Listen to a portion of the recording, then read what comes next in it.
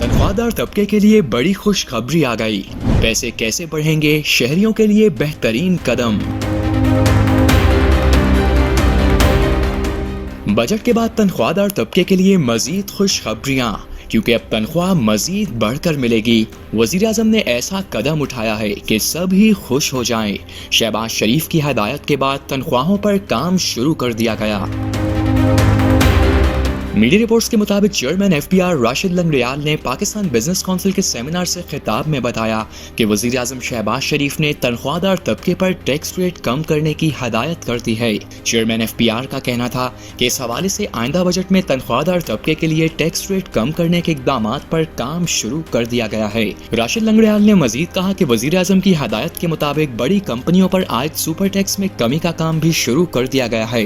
ताहम tax rate में कमी का इन्हिसार टैक्स कंप्लायंस पर होगा।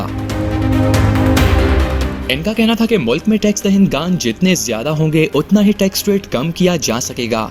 ज़राए एफबीआर ने बताया कि सुपर टैक्स मरहलावार कम और आखिरकार खत्म किया जाएगा और इस सिलसिले में IMF से बातचीत भी की जाएगी।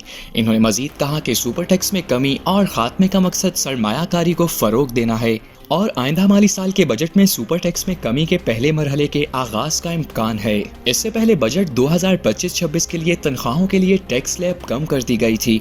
पहली स्लैब के तहत सालाना 6 लाख रुपए तक तनख्वाह पर जीरो इनकम टैक्स बरकरार रखा गया।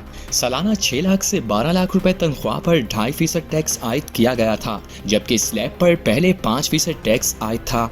सालाना 12 लाख से 22 लाख रुपए तक तनख्वाह पर टैक्स 15% से कम करके 11% कर दिया गया। इस स्लैब में शामिल तनख्वाहदार तबके पर 6,000 रुपए फिक्स टैक्स भी आयद किया गया था।